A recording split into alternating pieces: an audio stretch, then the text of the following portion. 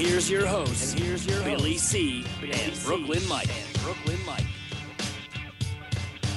And we're coming at you from the LDL TV studio in South Florida. I'm Bill Calogero, and it's time for Talkin' New York Sports with Billy C. and Brooklyn Mike. And speaking of Brooklyn Mike, he joins me right now. What's up, brother? Hey, brother, how are you today?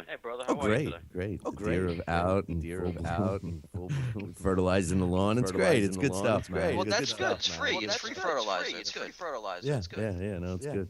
Well, we got a lot of stuff. We've been out for a couple of weeks, but we got a lot of stuff to talk about.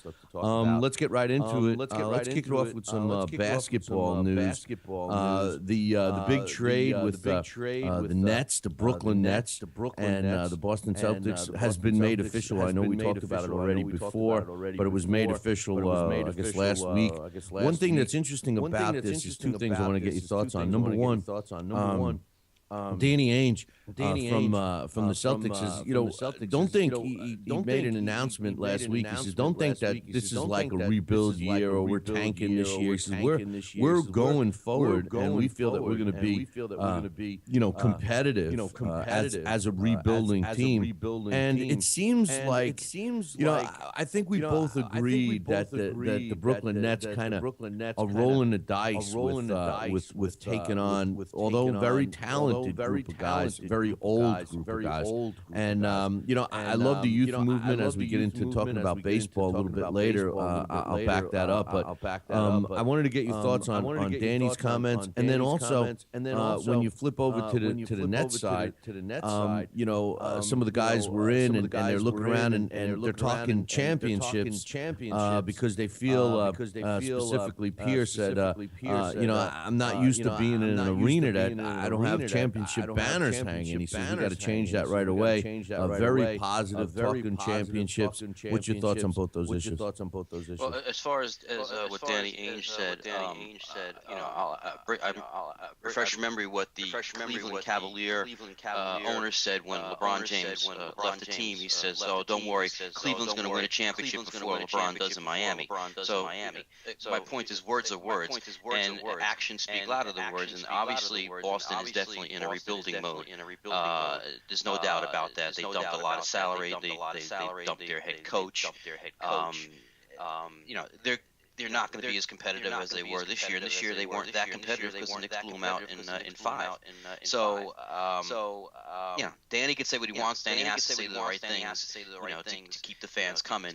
But there's no doubt this team is in a rebuilding process. And if they weren't, then they wouldn't have lost their head coach.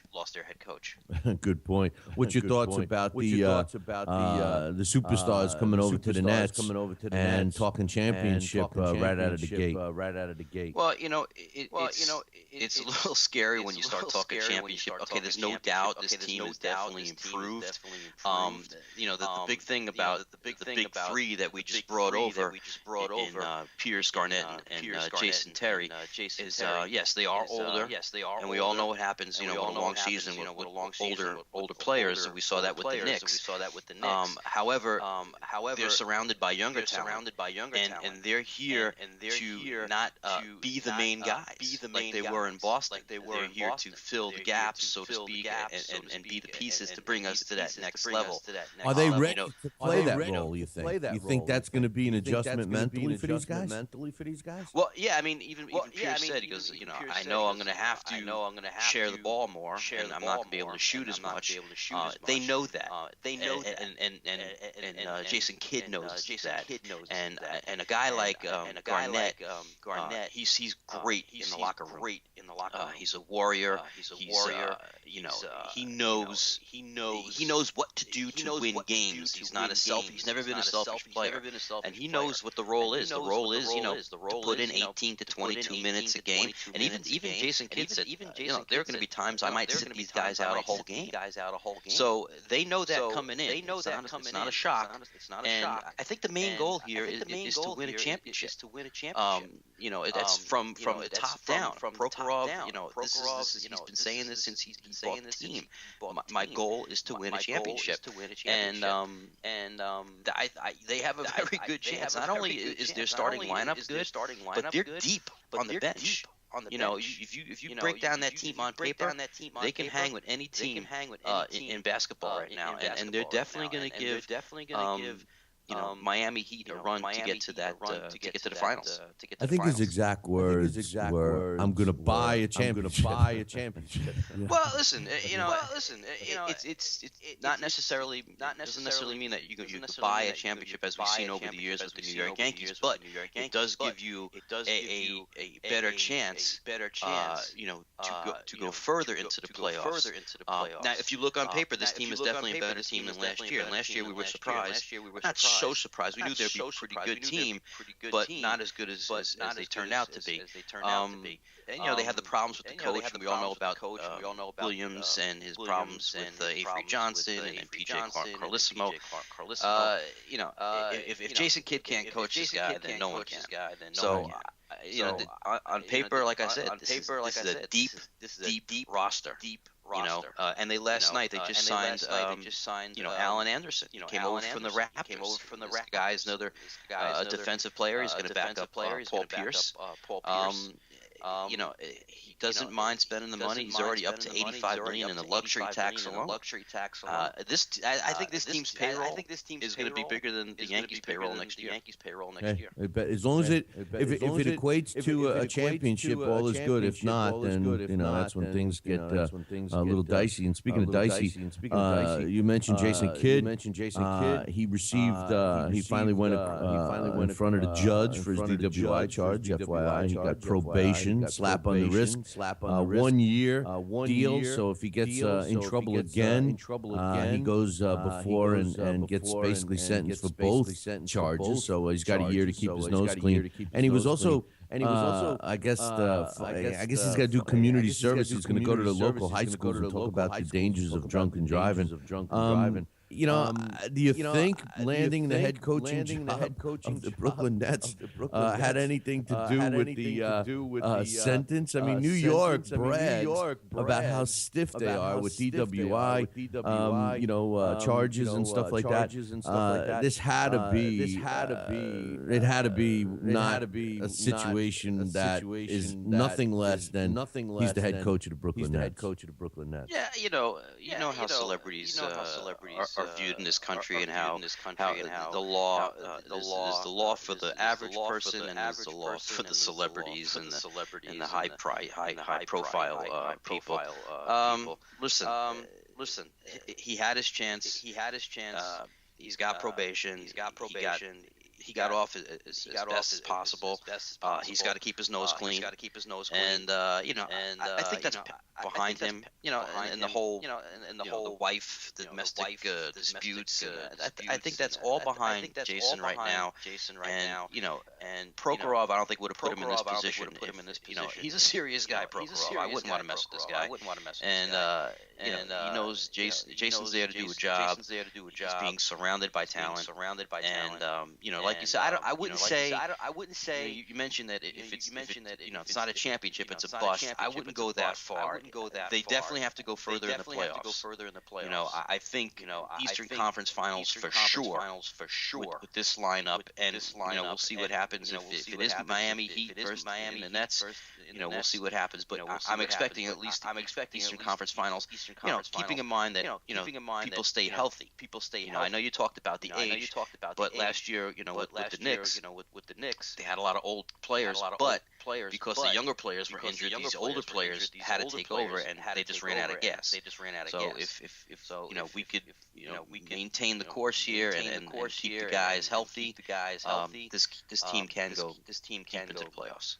The funny thing about the Nets is the fact that it's not like they had a bust year. They made it to the playoffs this year, and they obviously got better. So I don't know, man. I think there's a championship game, at least getting to the championship game is like a minimum for them. But we'll have to wait and see. Speaking of the Knicks,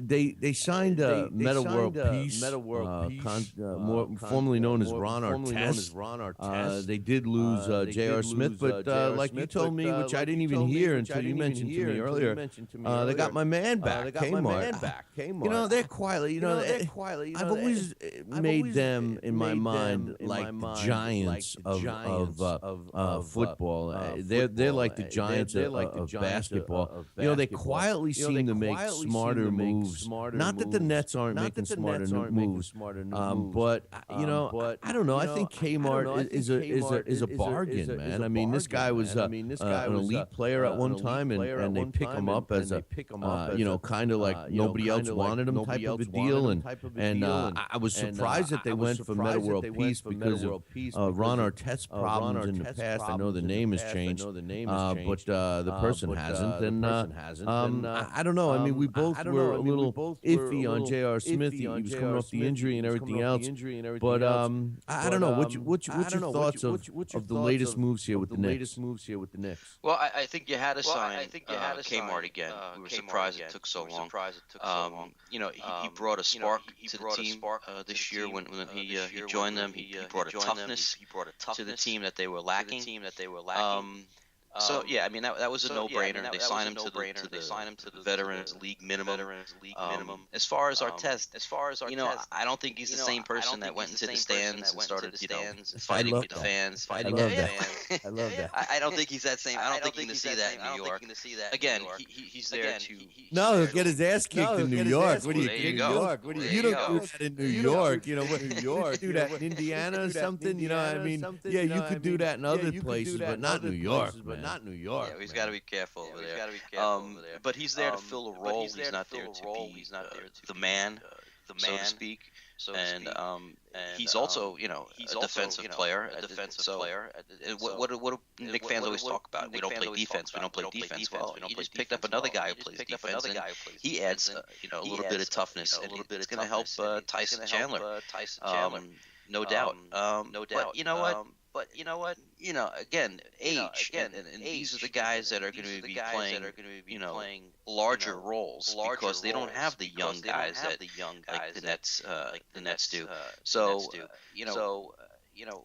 listen, they're not as talented as the Nets right now. The Nets right now are the team in New York to beat. There's no doubt about that.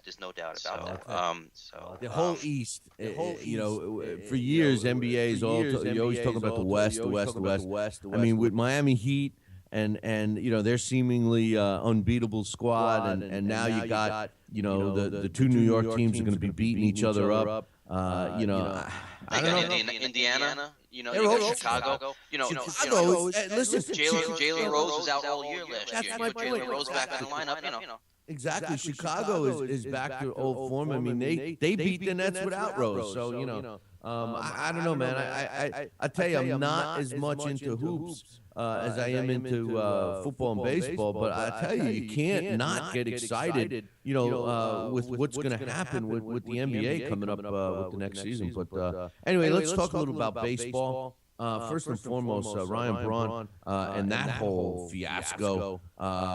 You know, I read a report that, you know, this is only the beginning. That there's not only Major League Baseball players that are going to be snitched on. There's apparently no football, which is good news, but some boxing people, NBA guys. What's your thoughts on this whole situation, man? And the fact that, you know, he's like, well, I don't have any friends anymore, so I don't care about snitching on everybody. You know, what's your thoughts, man? Well, you know, look, as far as Ryan Braun goes, this guy made his own bed. You know, he tested positive last year, right? Yeah, exactly. And he was only, you know, not suspended because of a technicality. You know, the guy that was handling the specimen, the urine specimen, you know, he didn't send it off within 24 hours. He waited 48 hours. And then, you know, okay, so you get off. Yeah, but then he even carried it further. Remember when he said, "Will prevail"? I was telling the truth, and blah blah blah. And you know, that's the problem. Yeah. If you know you're guilty, okay, if you know you're guilty of something and you get off on a technicality, shut up. Shut up. Shut up, because if it comes up again, it's gonna bite you in the ass. And that's what it did. That's what it did. He went on about the guy that was handling, the urine specimen. He threw that guy under the bus. Yeah. He says, my 28 years that I've walked this planet, I've lived my life with integrity, with morals, with class, with this, with that. He lied to his best friend. You saw what happened with Aaron Rodgers. I mean, these guys are friends. They're business partners in Wisconsin. They own restaurants together. And he lied to his best friend. Aaron Rodgers went on Twitter last year and said, I'll bet my paycheck that he's clean. Well, yeah? Who'd you bet? Did he get paid off? They said that it would have been an expensive bet. They said it would have cost them several $1 million for with Aaron Rodgers should he have lost that bet, But I don't like the fact that he just, it just bothers me that he opened up his mouth. Like he should have kept his mouth shut. And now he's public. In my eyes, he's public enemy #1 in baseball. I mean, his teammates have come out and said things. His former teammates, like Greinke, was just quoted saying that he lied to my face. I mean, he's public enemy #1. And rightfully so. And this whole thing with this latest steroid scandal, it's not done with Braun. There's gonna be other names. We all know that A-Rod is still on that list. That we're just waiting for that ball to drop. I don't get it. I mean, these players. They're just assuming that they're going to beat the system. They're going to be one step ahead of the testing cycles and stuff. And it bothers me that it's gotten to that point. I'm just glad that the football, NFL football, was not included. But they said basically everything else. Well, I think hockey wasn't on the list either. But every other sport was, including cycling. So crazy stuff, man, and boxing too. Which I'm waiting to hear what the ramifications with that is. Oh, they said a few boxers were on the list at Biogenics? Yeah, Biogenics has boxers on the list too. Wow. They said major name boxers, high profile boxers. And they haven't. I know how happy you would be if a certain Floyd Mayweather Jr.'s name was on that list. Dude, let me tell you, backflips. If that's backflips, there's a party at my house. We're all going to come up and watch deer crapping on my lawn, man. I mean, even the rich guy that owns LDL TV, I'm sure will come up for that. But just to see the deer crap on your list, he'll come up for that. I know. But anyway, a little more baseball. K-Rod was not a big. I didn't really love K-Rod too much, but just a move that took place. The Orioles picked him up from the Brewers. The Orioles are doing well. Let's just. I'm glad he went there. I don't know, man. I love what's happening with the Major League Baseball right now. I know we missed our midseason grades last week with the All-Star break, but let's talk a little about it now. I couldn't be happier that the Yankees are falling. The Mets, man. I just want to say this. I said to you that if the damn Mets, if they would have been able to beat, if they could have swept, woulda, coulda, shoulda, but if they would have swept the Braves. Which let's be real. In the NL, the Braves aren't a dominating team. They're playing with two other teams in Philly and Washington that are just mediocre at best. They're going through the motions. This division is there for the taking, and Atlanta's not the powerhouse. Yes, they're in first place, but like you said a few weeks ago, the wild card teams aren't coming from the East. They're going to come from the Central. And the Mets being 10 and a half, 11 games out of first place. Let's start talking first place. What makes that so different than the experts still saying the Angels just got their motor running? They're the same. They're 10 and a half games out of first place, and they're in a tough division playing with my boys, the Oakland A's and stuff like that. I think the Mets right now. I know I jumped from the Yankees, but I think the Mets right now, with the way they're playing, I told you the other day, I'm excited. I love watching these young studs pitch. The kid yesterday afternoon, Mejeja, or however you say his name, he reminded. I thought it was Doc Gooden. He looks a little like Doc Gooden. He had a little bounce in his step. He had the bats alive, but then they laid the egg in the second game for my man Matt Harvey. They don't get any hits. They don't score runs. Matt Harvey pitches another gem. They take him out. The bullpen loses. Same old story with Matt Harvey. What's your thoughts? Yeah, well, with Matt Harvey yesterday, he has more no decisions now than he does wins and losses. He's 8-2. They're all good. They're all good. They're all what they call quality starts. I think he's had one bad start. And that was after that one game he got rocked pretty early in the game, and I think he was out of that game in like the fourth inning or something like that. But aside from that, he reminds me, and I know you and I have talked about this. He reminds me when I used to go and watch Doc Gooden pitch or Pedro Martinez. It was an event. When Matt Harvey's on the mound, you want to be there, man, because you never know what's going to happen. The guy is such a pro. I love him. And Wheeler's coming around, and I like this Mejeja. I hope they keep him in the starting rotation. I still like Dylan G. All of a sudden, the Mets are sitting here with a decent pitching staff, and I'd like the young kids. I said it when we were talking, and I was ready to take a losing season with the young studs, and they're coming around. I don't like watching this. I think they need to do something with the batting coach, because how many games? I think it was the game against Atlanta. 3 batters in a row, and then the following inning, the first 2. So it would be 5 batters in a row standing there looking at the third strike. I find that appalling at the major league level. I don't care how young you are. Well, I don't know if it's appalling, but it happens, bro. It's appalling, damn it. But listen. Last time we were on air, you talked about the possibility of the Mets actually making a run for the wild card, and I said, it's a bit of a stretch because they're behind like 6 or 7 teams, and that means those 6 or 7 teams are going to have to play below 500 ball, and the Mets going to have to play above 500. I'd be happy if they just play 500 ball for the rest of the season. Because how come you say that they don't have a shot at Atlanta? Forget the wild card. Let's go for the division. They're 10.5 games out of first place right now. 10.5 games. I mean, Atlanta's not that good. I'm just saying that the Mets could have swept Atlanta. You and I could be talking right now if like I always say, if my aunt had balls, she'd be my uncle. But the truth of the matter is if the Mets sweep the Braves, they'd be 7 games out of first place right now. That's not. Listen, the Mets were 18 games out of first place when they went to the World Series that year. 18. So I mean, come on, man.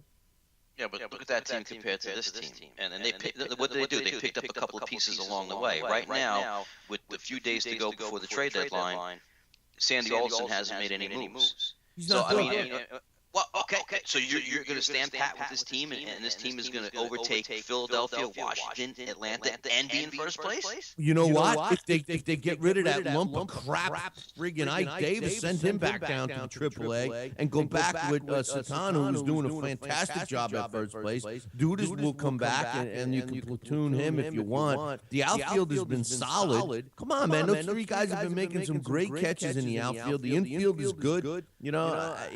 Listen, the pitching's coming around. Buck. The pitching. Listen, the starting pitching is probably one of the best starting pitching staffs in all of baseball. You got to start take all those guys. Yeah. I tell you, if I'm the Mets, there's only one guy, and I don't want to see them trade away any of our youths. I love the young team. I love it, man, and I'm excited about the Mets, even if they don't make a run this year. I'm excited about what we and your boy Sandy Alston is right, man. 2014 might have been our year. He's going to look like a genius, But there's one guy that I absolutely love in the major leagues, and I would love to see him wearing a Mets uniform, and that's that guy that pitches for the Chicago White Sox, Sal. I don't know how this guy even has a 500 record right now. I don't know how teams beat him aside from the fact that the White Sox don't hit when he pitches, but Nobody can hit the guy. You know what I'm talking about. He ate the Mets up.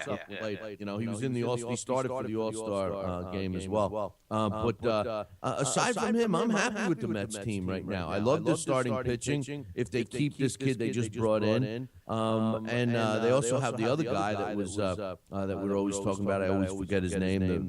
The guy that's last name begins with an M. He's down in the minors right now. Montero? What is it? Montero. Yeah. Well, you got Montero and you got Syndergaard. Syndergaard is 3-0 in Double-A with a 2.40 ERA. I mean, you might see this guy next year. Well, both of these guys played in that Futures game, right? Right, exactly. They both pitched very well. Yeah, they both did well. But you know, Neuenhouse has been playing. You know, I like that. Well, they just sent him down. I know, but he's been playing decent. I don't understand why they sent him down. Oh, his bat went to sleep. But he plays great in the outfield. I love Young. I love Marlon Byrd. Two great pickups they got. You know, the team has slowly come together. I don't see why they don't start thinking about making a run this year. I mean, Atlanta. Listen. The Washington Nationals and the Philadelphia Phillies should not be scaring the Mets right now. And Atlanta is there for the taking. Listen, 10 games, 11 games out, even 12 games out right now, with almost a full half season to go. That's not impossible, Mike. No, I'm not saying it's impossible, but if you're a betting man, you're not going to bet that the Mets finish in first place. And keep in mind that Atlanta just lost Hudson. Right, that was gruesome. Yeah, that was almost like Joe Theismann. Like, it was very scary. Wasn't that bad? But it was bad. It was bad. And as far as listen, the team still needs a bat in the outfield. I mean, you could say what you want. You could talk about Juan Lagares. You could talk about Bird. Bird is playing, above and beyond what they expected. Eric Young is definitely a spark plug. We haven't had that since, we lost Jose Reyes. We haven't had that spark in the top of the line. We haven't had speed. We haven't had any speed on the base pass until we have Eric Young. We still don't have. He's the only one. We still don't have much speed on the bases anymore either. Although Marlon Byrd, once he gets rolling, he's a hard guy to stop. Let's jump over to the Yankees. Go ahead. Before you go, I don't want to. I don't think it's necessary to make a trade right now. I want to. Next year there are some free agents. That'll be available. And you add that to the mix. Now, here's a question for you: Do you use Marlon Byrd as a chip, a negotiating chip, a trade chip, and trade him, or do we say he's willing to come back next year as the fourth outfielder? He already said it. No, listen. No, the Mets cannot, and I can't emphasize this. They cannot get rid of Bird or Young or any of those kids. If anybody's going to go off this team, it has to be Murphy. It has to be Davis. Why Murphy? Why? I don't understand. Why would you trade Murphy? Because Murphy's like Herman Munster at second base, man. He can't move. I mean, how many times the ball screams? Well, he blew that game yesterday. He had plenty of time to throw the guy out, and he rushed the throw. Listen, he does make mistakes at second base. He's just not. I don't think he's intelligent. Yes, his bat was outrageous the other day. No doubt about that. He's a hitter. I say move him with his averages the way it is now. Ike Davis, I think somebody would be interested in him because he does so many things wrong that you may be able to get a team that says, "Oh, we can fix him." Get rid of him. Those are the guys you got to get rid of. You got to keep that youth, man. You got to keep these kids. I love the way they're playing. It's an attitude. It's a difference in attitude. And you know what? I know we signed him for 152 years, but David Wright, get rid of him too. Stop. Who's the guy I can't stand? He's on the DL, the big red Irishman. What's his name? I always forget his name. No, I don't mind Duda. I don't like Duda. No, Duda. Duda. But who's the other guy? He's a big Turner. Yes, Justin Turner. Get rid of him too. If it's me, I get rid of all of those guys. Can't stand them. But anyway, what I really like is the Yankees totally falling down. They're what, 6, 7 games out of first place now. They're banged up. Jeter comes back. Although I love Jeter as a person, he still wears the pinstripe, so I can't root for him. He's on the DL again. The Yankees were quoted as saying, "We want A-Rod back." The only reason why they're saying that is because they're out of people, man. They're out of players, and they need him back. But he's now becoming a problem more than he was. I mean, now Cashman was last thing I heard was Cashman was questioning his newest injury. They want him to they feel that he's not believing what the Yankees doctor staff is saying and all this other stuff. What's your thoughts on the Yankees? Well, keep in mind that A-Rod was scheduled to come back on Monday. And it was A-Rod, not the Yankees, that said, hey, something's wrong with my quad. So he opened up this can of worms. Then they take the MRI, and the MRI says that he has a grade 1 strain of his quad. So what does A-Rod do? He goes out and he gets a second opinion. But he doesn't follow protocol. He goes against the CBA, and he sends his MRI to a friend of a friend's doctor. And who's never examined. What was it, Dr. Vinny Boombots?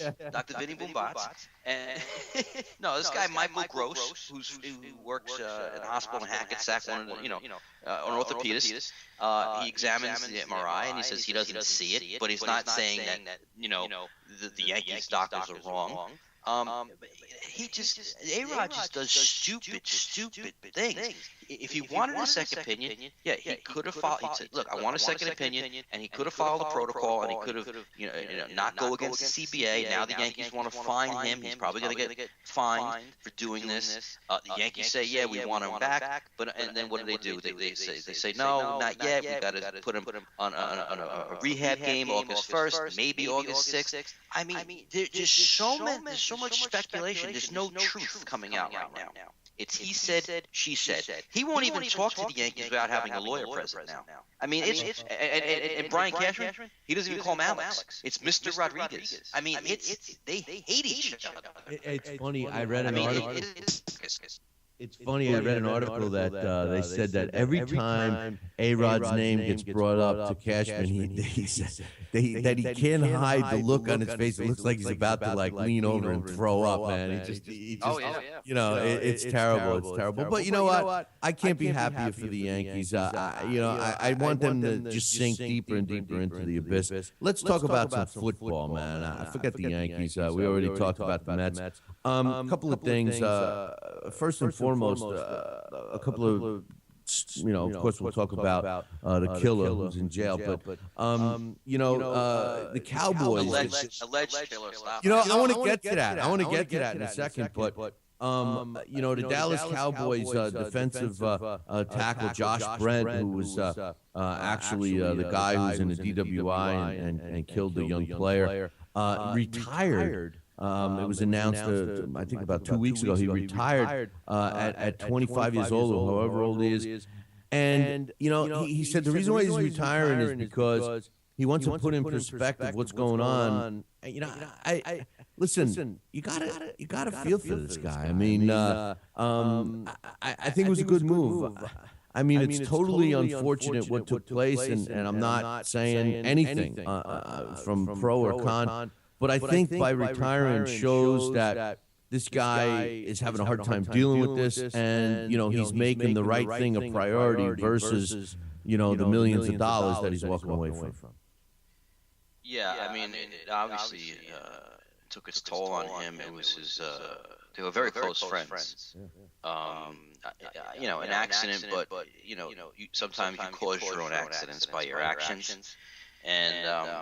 I mean, he's putting things into perspective, and he unfortunately lost his best friend because of what he did, and it's more important right now just to get on with his life, and I'm sure he doesn't want to be scrutinized and all the press, and he goes to camp, and he doesn't want any of that. I think right now the biggest thing on his mind is his friend and the family. I think it's the right move. I mean, there are other things that he could do in life, and Yeah, it's a decision, like you said. You kind of feel for the guy. If the guy went on, just you saw him partying at a disco, 2 weeks from now, in at training camp, you'd say, see, typical NFL player, typical high profile athlete.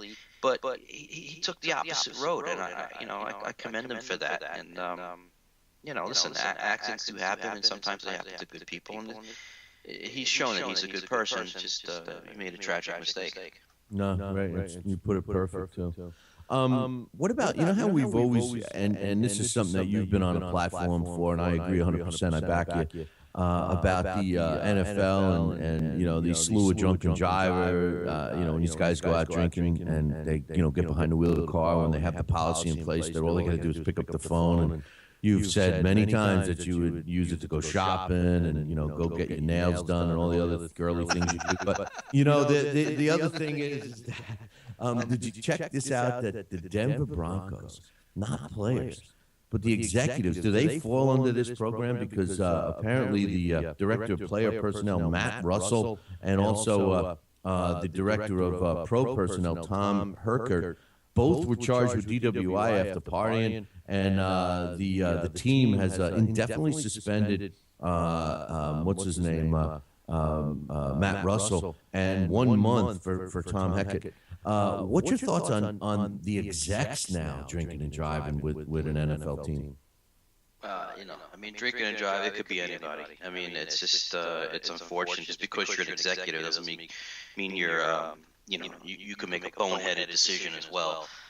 If it doesn't include, executives in the league policy, well, then it should. Again, and I'm sure these executives are pretty penny, and I'm sure they can afford a taxi cab. If I can, if you can, I'm sure they can. And there's no excuse for it. If you had too much to drink, you don't drive. We've all done it. We've all had a few drinks, but you know what? Just pull over or sit in the car and wait it out. If you don't, or take a cab.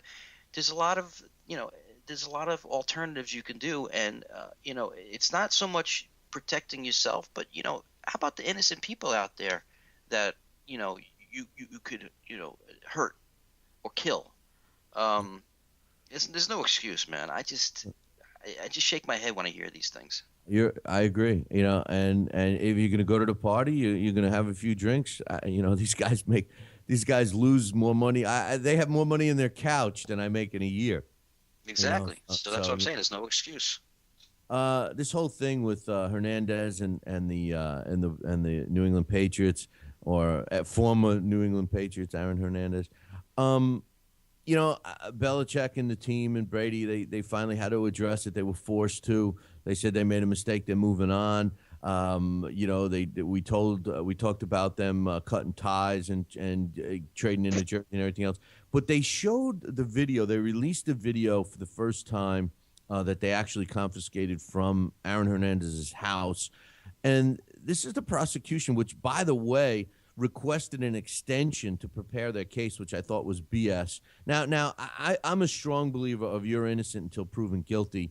And the media has made this out to be a slam dunk case that Hernandez not only murdered this kid from the semi-pro football team, but he's also being implicated in not one but two other murders, gang-style drive-by killings in Boston, and or maybe it was Rhode Island, I forget. But the bottom line is they released a video for the first time the other day, and I was watching it, and I got to be honest with you, Mike. If they asked me, do you see a gun in his hand, I can't, without beyond a shadow of a doubt, tell you that that's a gun in his hand.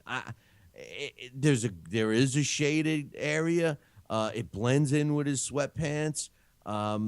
He does appear to have something in his hand, but I can't tell you for sure, 100%, if that's a gun. If that's what the prosecution has, this guy's getting off.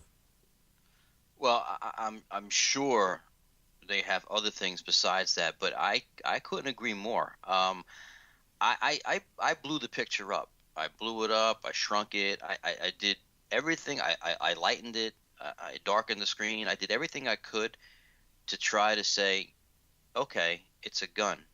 I couldn't do it. Right. I couldn't do it. It was just some kind of object in his hand. I mean, plus, it didn't even look like Hernandez. I mean, I guess because it's the graininess of the video. But if someone said to me, "Oh, that's not Aaron Hernandez," okay, I guess it's not. I mean, I'm kind of looking. I without a shadow of a doubt, I can't say no. You're wrong. That is Aaron Hernandez. It's a grainy video. I want to ask you a quick question.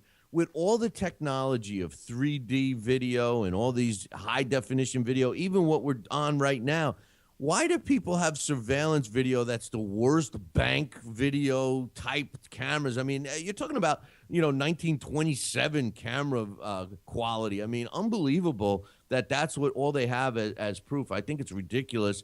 And you're right, man. I mean, I didn't even think of that. I was focusing on the gun. But you're right. You can't even, beyond a shadow of a doubt, identify that that's Aaron Hernandez. There's no tattoos you can visibly see. There's no the face doesn't look different. It's a man, that's in sweats, and that's it. And he's carrying something in his one hand. That's it. And he's in Aaron Hernandez's house. I mean, assumption is all these things. It's circumstance. I tell you what, if that's all they have, this kid's getting off. Listen, like you said, innocent until proven guilty. I mean, and especially in this country, everybody, especially a high-profile celebrity or athlete, they're guilty in our eyes. As soon as something happens, they're guilty. I hate that. Well, you're right. But that's what we do. It's unfortunate. That's not right. That's against our Constitution, and I can't stand that. If I accuse John from LDL TV for robbing my house and make it a big media event, everybody's going to assume he's guilty. Now he has to prove that he's innocent, and it's the other way around, man. I'm supposed to prove that he's guilty, not the other way around. And meanwhile, Hernandez is sitting in jail. They haven't even decided, he's in there without bail. By the time that and then they're bending the rules for the prosecution. They had their deadline to present their case to determine if he could be let out on bail. And they get more time. I mean, I don't know, man. It seems pretty unfair to me. And I don't care about Hernandez one way or another, but I just don't like the system. And I'm laughing at that prosecution. It seems like the OJ case all over. I mean, if you're not going to have a strong case against somebody, you better make sure your ducks are in a row, man. Well, like in the OJ case, you pretty much knew that. I mean, they had a lot of evidence, and yet this guy was acquitted. And glove didn't fit.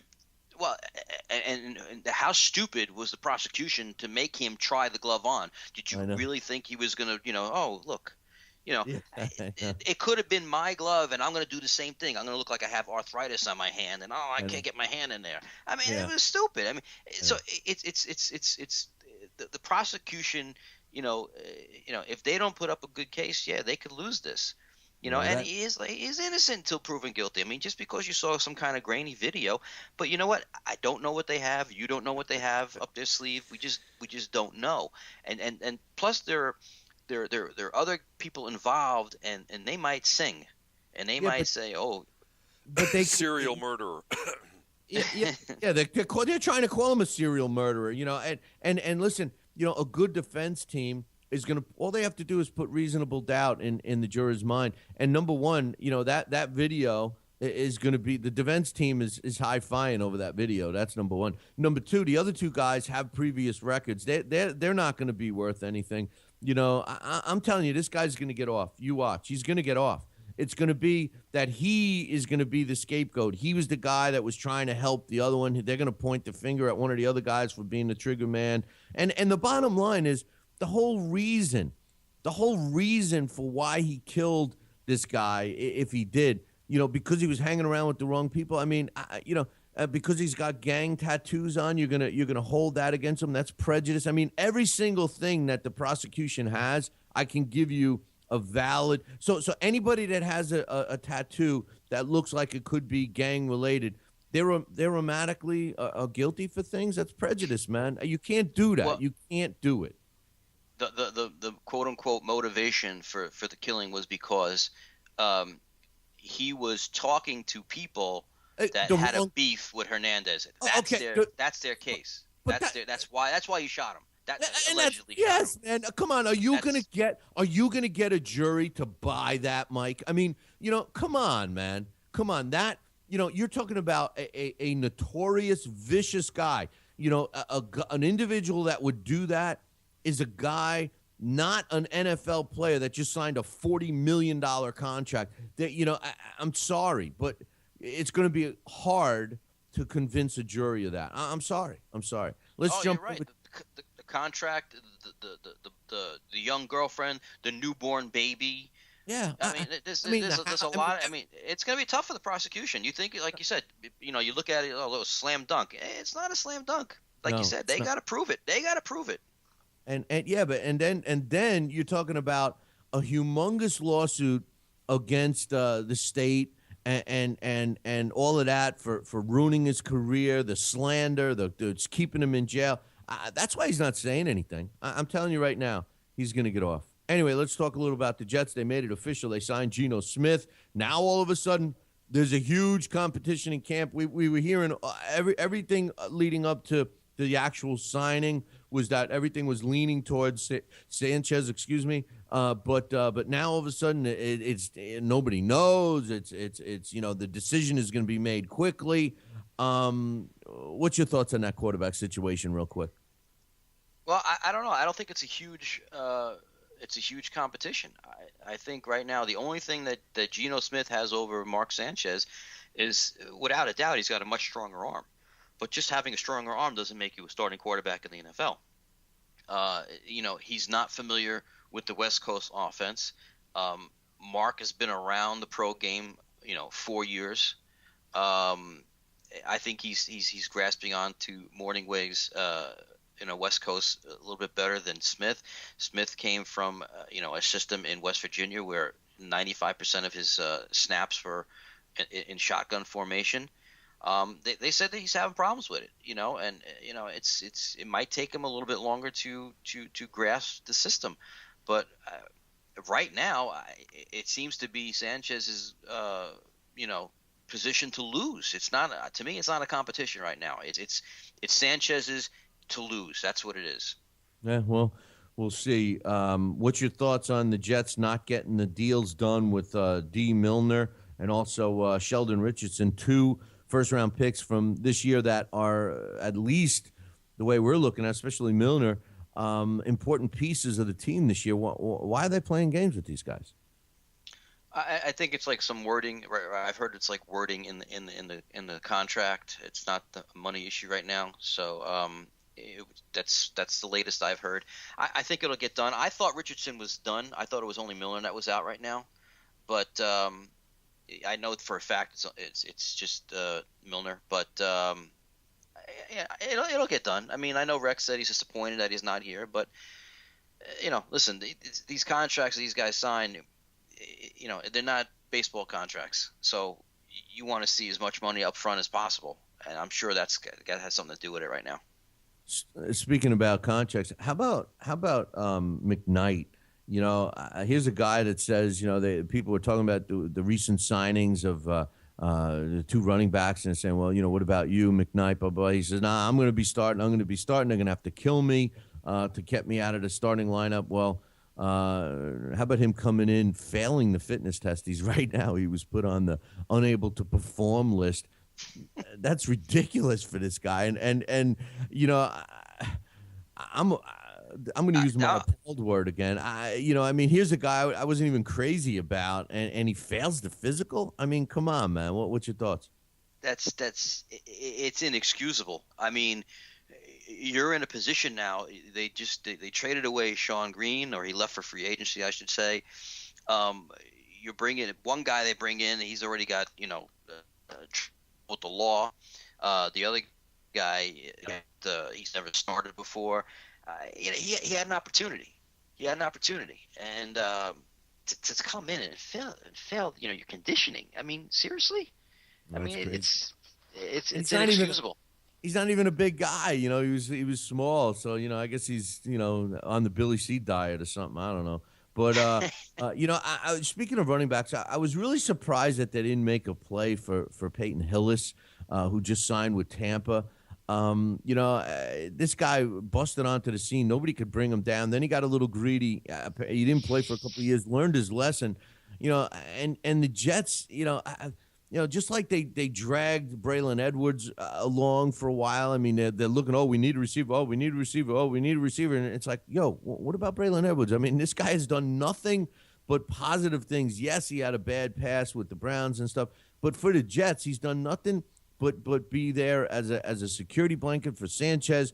He's made the catches that they want over the middle. He's made the good catches. He's blocked downfield. I love this guy. I told you, every time we email each other back and forth, I love Braylon Edwards. I just don't get it. There's got to be something that either Rex doesn't like him or the org doesn't like him. There's something, because statistics just tell me another story, and I just don't get it. What's your thoughts, man?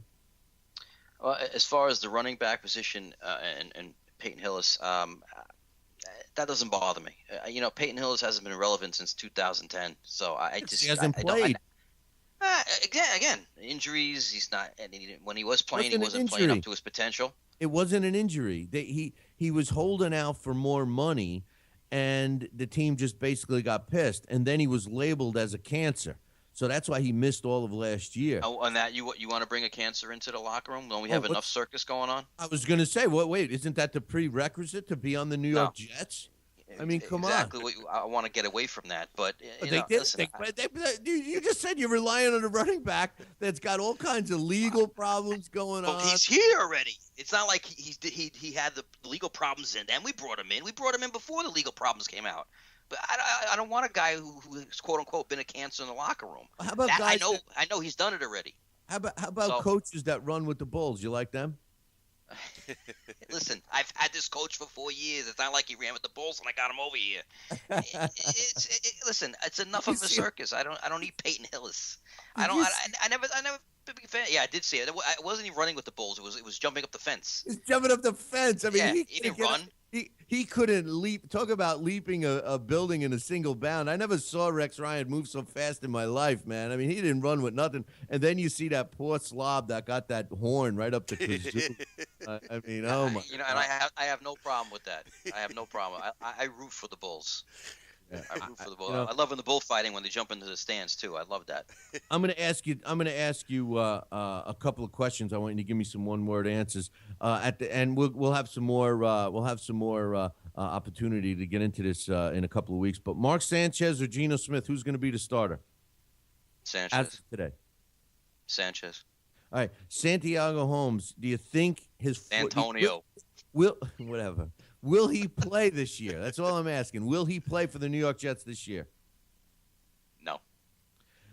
As far as Darrelle Revis is concerned with Tampa, he was cleared to play, to practice and everything else.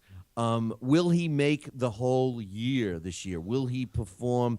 Forget his performance. Will he start and be healthy for the whole year in Tampa? Yes. The Jets, the defensive team, they're talking about this as one of the biggest overhauls in the history of the team in 1 year, and including that move, they moved our boy Q. They call him Q-Man now.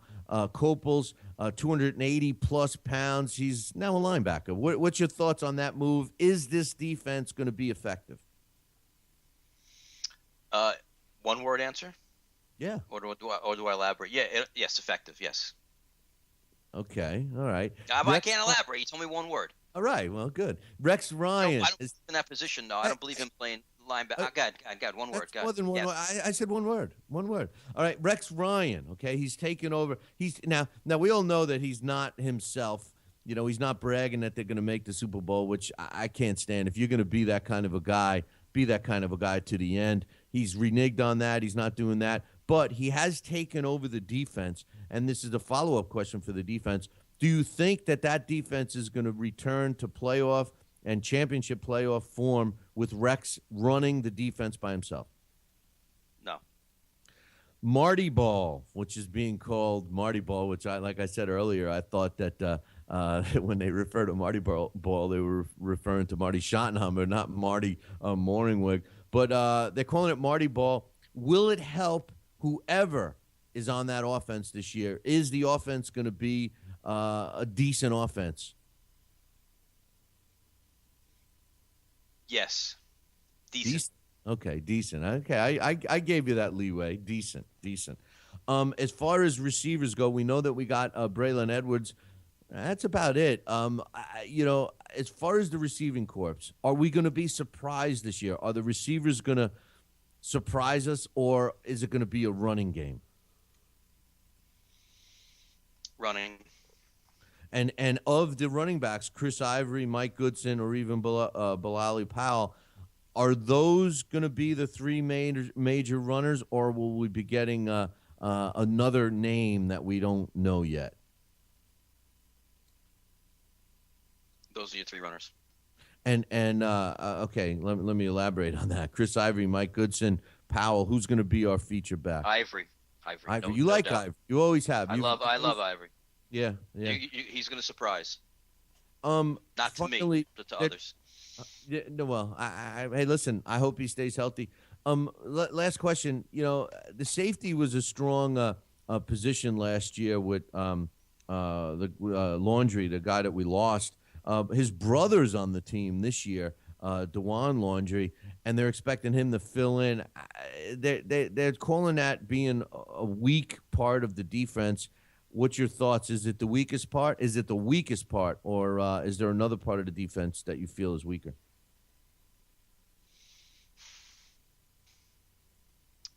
Linebacker.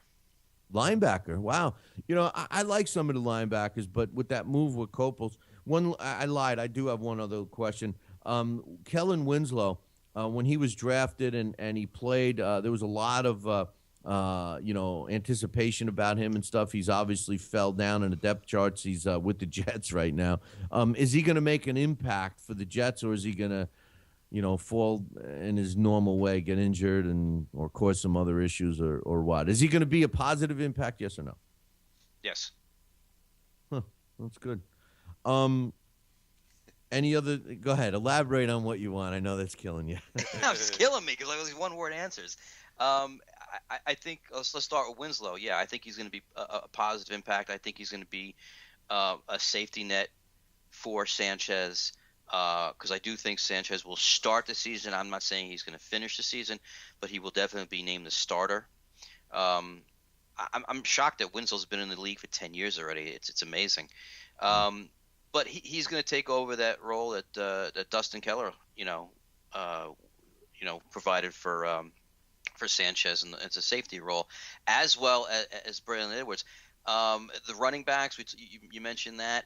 I told you, I'm a big fan of Chris Ivory. I think he just needs to start. He's a starter in this league. I don't know if he's an every down back, but every time he carries that ball, he has over a 5 yard per carry average. So I think him with the other players that we have, it's going to be a better running game than the last 2 years with Sean Green. And as we know, as Jet fans, when Mark Sanchez has a solid running game, Mark Sanchez is a better quarterback. He's always going to be a game manager, but he manages better when he has a solid running game. Safeties, you mentioned.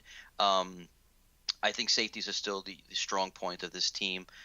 It was the best positions defensively last year. We didn't lose a beat as far as safeties goes with Darrelle Revis being injured and out of the game. I'm talking safety. Up. I was talking about safety.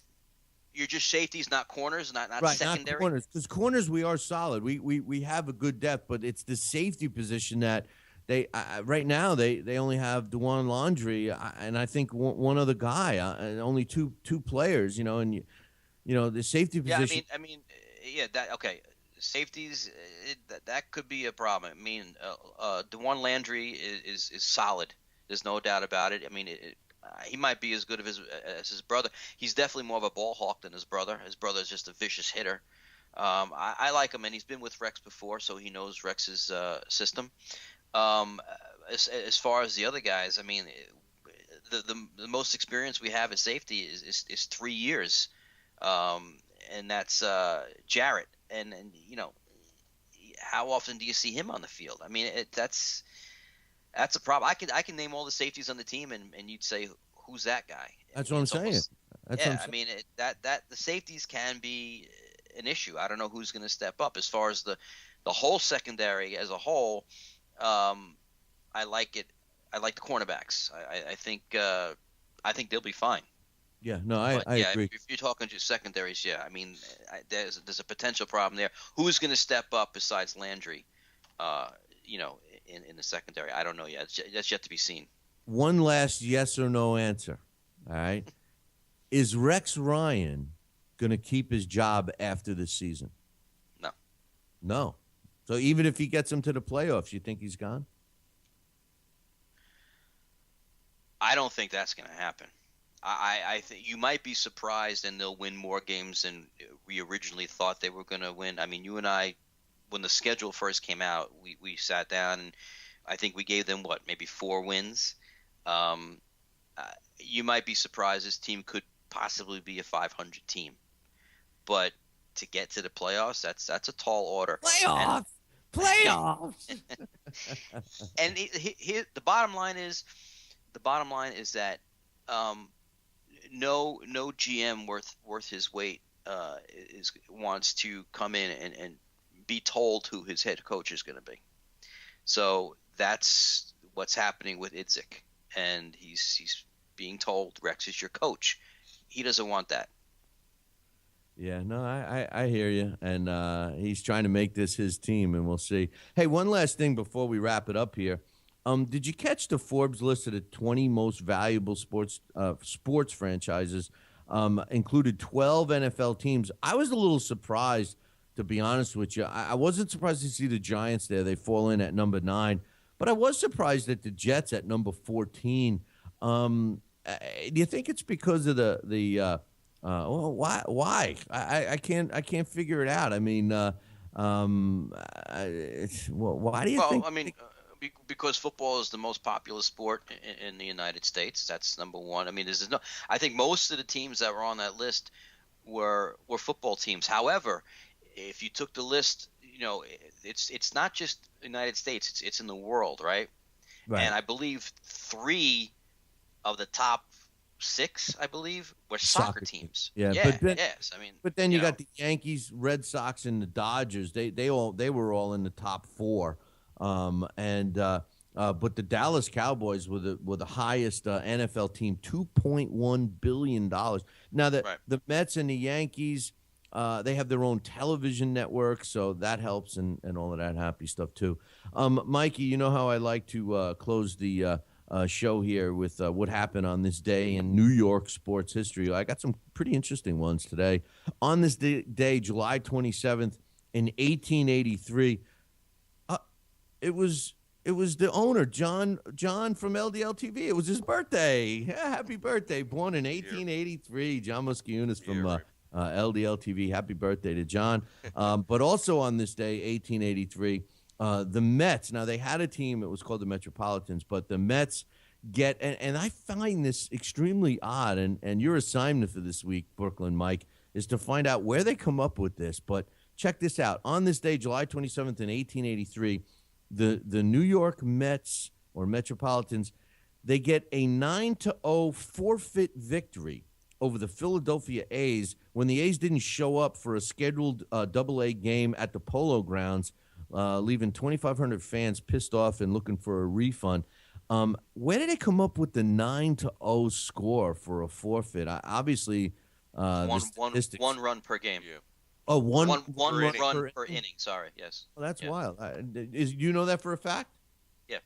Oh, see, I never knew that. Hey, Thanks, Uncle Mikey, for educating me. But that's, you heard it, Mike. Brooklyn Mikey just gave me the answer. On this day, July 27th in 1918, Jack Dempsey knocks out Fred Fulton in 18.6 seconds of the very first round at the Federal League ballpark in Harrison, New Jersey, in front of over 12,000 fans, which most of them weren't even at their seats before the fight was over. So you can imagine what they were thinking. On this day, July 27th in 1927, after only one season, the Brooklyn Lions withdrew from the NFL and transfers ownership to Charles Pyle, the owner of the AFL New York Yankees. And ironically enough, on the same day, July 27th, 2 years later, Charles, they called him Cash and Carry Pyle, surrenders the New York Yankees football team to the NFL and is awarded, the team is awarded to the Stapleton Athletic Club of Staten Island.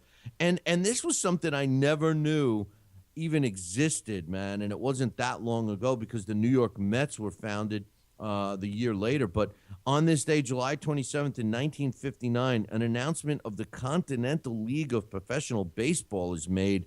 Teams from New York, Houston, Denver, Minneapolis, St. Paul, Atlanta, Dallas, and Buffalo are announced as being participants in this league.